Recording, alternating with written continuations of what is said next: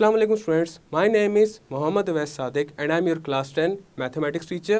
Students, last lecture में हमने cube roots of unity का टॉपिक स्टार्ट किया था और हमने then properties of cube roots of unity को भी डिस्कस किया था, जिसमें प्रॉपर्टी ए को हमने लास्ट लेक्चर में डिस्कस कर लिया था। आज के लेक्चर में हम property B of cube roots of unity से कंटिन्यू करेंगे। तो आए चलते हैं वाइट बोर्ड की तरफ और आज का लेक्चर शुरू करते हैं।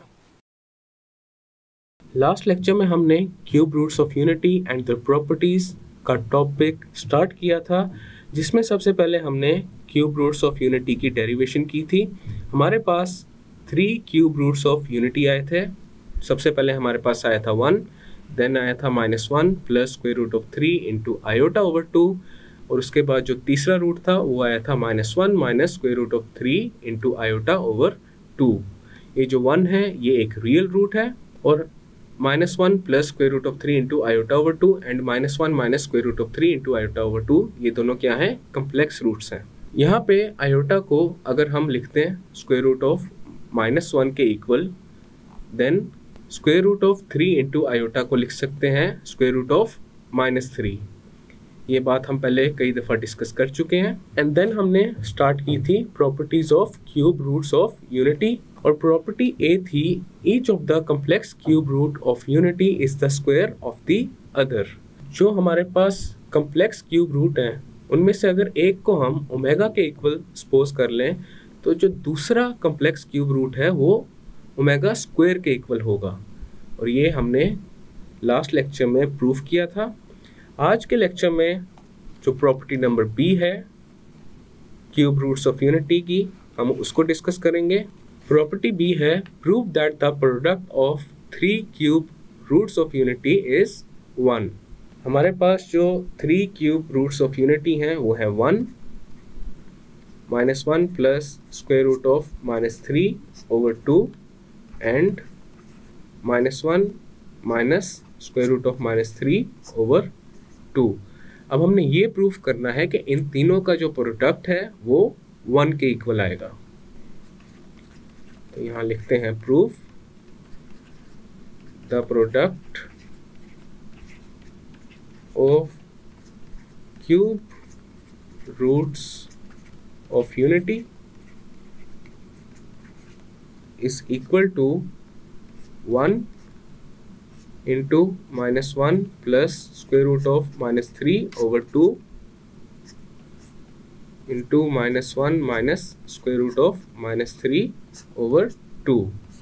अब इन तीनों टर्म्स को मल्टीप्लाई करते हैं और देखते हैं क्या हमारे पास 1 आता है या नहीं आता। 1 को किसी भी टर्म के साथ मल्टीप्लाई किया जाए तो वापस हमारे पास वही टर्म आ जाती है।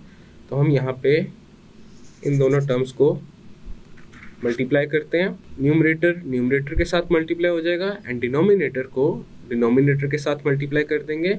सबसे पहले -1 मल्टीप्लाई हो जाएगा -1 के साथ, -1 into -1 is 1, then -1 into minus square root of -3 is plus square root of -3।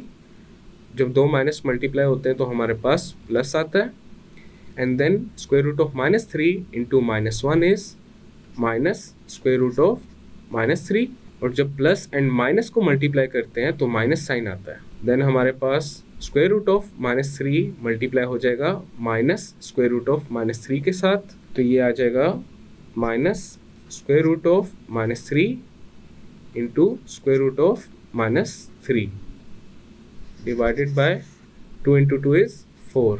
अब इसको थोड़ा सिंप्लीफाई कर लेंगे।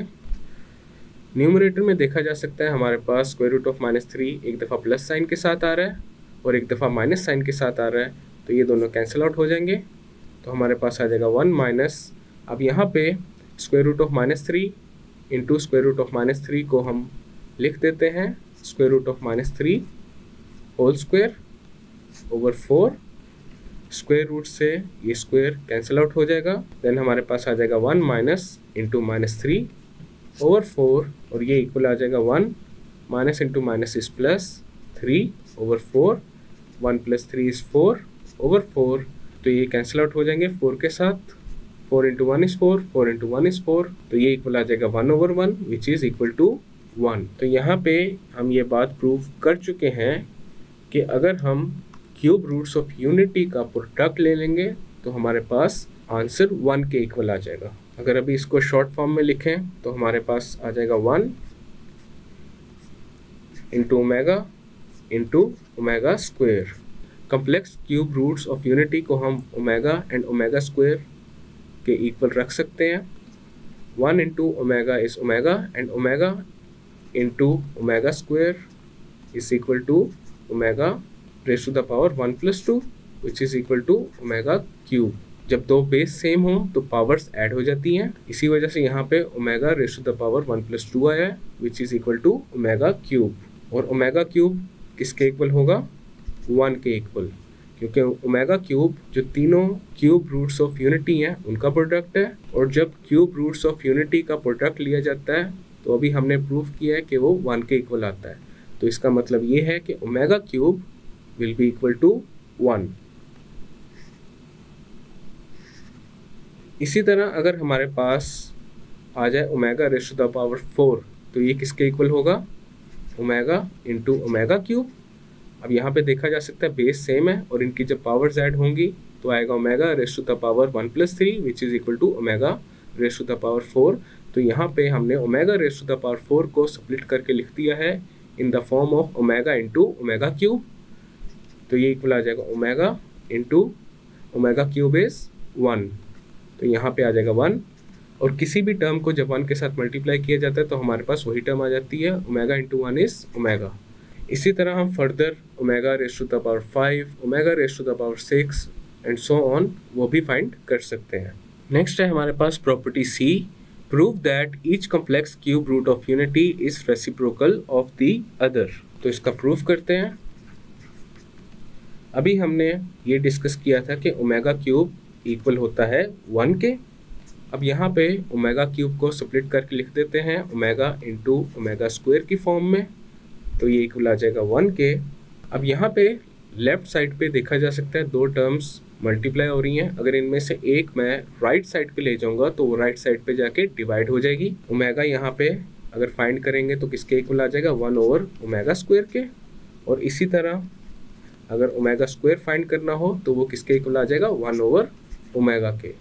अब यहाँ पे ये बात प्रूव हो चुकी है कि complex cube root of unity is the reciprocal of the अदर, क्योंकि ओमेगा एंड ओमेगा स्क्वायर से ही हम complex cube root of unity को रिप्रेजेंट करते हैं। और यहाँ पे एक कॉम्प्लेक्स क्यूब रूट दूसरे कॉम्प्लेक्स क्यूब रूट का रेसिप्रोकल है और ये बात हम प्रूव कर चुके हैं। नेक्स्ट है हमारे पास property D, prove that sum of all cube roots of unity is 0, i.e. 1 plus omega square is equal to 0। अब हमने ये प्रूव करना है कि अगर तीनों क्यूब रूट्स ऑफ यूनिटी को ऐड कर दिया जाए तो वो इक्वल आ जाएगा 0 के। तो इसका अभी प्रूफ करते हैं। सबसे पहले जो क्यूब रूट्स ऑफ यूनिटी हैं उनको लिखते हैं। 3 cube roots of unity are 1 -1 plus square root of -3 over 2, then आ जाएगा -1 minus square root of -3 over 2। ये आ गए हमारे पास तीनों क्यूब रूट्स ऑफ यूनिटी। अब इनको ऐड कर देंगे। यहाँ पे हम सबसे पहले कंसीडर करते हैं omega is equal to -1 plus square root of -3 over 2। अगर हम एक complex cube root of unity को ओमेगा के इक्वल सपोज कर रहे हैं तो दूसरा ओमेगा स्क्वायर के इक्वल होगा। ये बात हम प्रॉपर्टी ए में प्रूफ कर चुके हैं। और अगर हम यहाँ पे ओमेगा कंसीडर करते हैं -1 minus square root of -3 over 2 के, देन ओमेगा स्क्वायर इक्वल होता -1 plus square root of -3 over 2 के। लेकिन यहाँ पे हम ये वाली कंडीशन अज्यूम कर रहे हैं, तो यहाँ पे आप फाइंड करते हैं sum, the sum of all the roots is equal to 1 plus omega square. तो ये इक्वल आ जाएगा 1 प्लस ओमेगा की जगह लिख देते हैं -1 plus square root of -3 over 2 plus omega square की जगह आ जाएगा -1 माइनस स्क्वायर रूट ऑफ -3/2। अब इन तीनों को ऐड कर देते हैं। अब यहाँ पे जो पहली टर्म है 1, उसके डिनोमिनेटर में है 1, तो यहाँ पे 1, 2 एंड 2 ये तीनों टर्म्स डिनोमिनेटर में, इनका एलसीएम ले लेंगे तो वो आ जाएगा 2। 1 के डिनोमिनेटर में है 1, 1 इंटू 2 इज 2, 2 मल्टीप्लाई हो जाएगा 1 के साथ, तो यहाँ पे आ जाएगा 2। Then 2 into 1 is 2, 1 into -1 plus square root of -3 is -1 plus square root of -3, then आ जाएगा प्लस, और यहाँ पे आ जाएगा -1 माइनस स्क्वायर रूट ऑफ -3। अब इसको थोड़ा सा सिंप्लीफाई कर लेते हैं, तो ये आ जाएगा 2 plus into minus is -1 plus into plus is plus square root of -3, then plus into minus is -1, again plus into minus is minus square root of -3/2। अब यहाँ पे square root of -3 minus square root of -3 is 0, तो ये दोनों cancel out हो जाएंगे और remaining terms यहाँ पे लिख देते हैं। 2 -1 इज -2/2, 2 माइनस 2 इज 0 और डिनोमिनेटर में आ जाएगा 2 एंड 0/2 इज 0। अब यहाँ पे ये बात हम प्रूव कर चुके हैं कि अगर क्यूब रूट्स ऑफ यूनिटी को सम कर दिया जाए तो वो किसके इक्वल आता है, 0 के इक्वल आता है। thus 1 plus omega square is equal to 0। इसी तरह ये वाली जो स्टेटमेंट है इसको यूज़ करते हुए हम ये डिड्यूस कर सकते हैं 1 plus omega square is equal to minus omega. अब यहाँ पे जो ओमेगा है इसको राइट साइड पे अगर ले जाया जाए तो ये माइनस ओमेगा हो जाएगा और लेफ्ट साइड पे हमारे पास आ जाएगा 1 plus omega square. 1 plus omega equal आ जाएगा माइनस ओमेगा स्क्वायर के, और इसी तरह omega plus omega square equal आ जाएगा -1 के। तो ये जो तीनों रिजल्ट्स हैं ये इसी स्टेटमेंट को यूज़ करके डिड्यूस किए जा सकते हैं। नेक्स्ट हम कुछ एग्जांपल्स करते हैं by using the properties of cube roots of unity. सबसे पहले जो ओमेगा की हायर पावर्स है उनको रिड्यूस करेंगे into 1 omega and omega square. अगर हमारे पास है omega raise to the power 7, अब इसको रिड्यूस करना है in the form of 1 omega and omega square. तो यहाँ पे सबसे पहले इसको सेपरेट करके लिख लेते हैं, omega raise to the power 6 into omega, because यहाँ पे अगर बेस सेम हो तो पावर्स ऐड हो जाती हैं। Omega raise to the power 6 into omega raise to the power 1 is equal to omega raise to the power 6 plus 1 which is omega raise to the power 7। तो यहाँ पे omega raise to the power 7 को हम separate कर सकते हैं in the form of omega raise to the power 6 into omega. इसी तरह omega raise to the power 6 को लिख लेते हैं ओमेगा क्यूब और इसके ऊपर स्क्वायर लिख देते हैं इंटू ओमेगा, और ये इक्वल आ जाएगा 1 square into omega, because omega cube is equal to 1।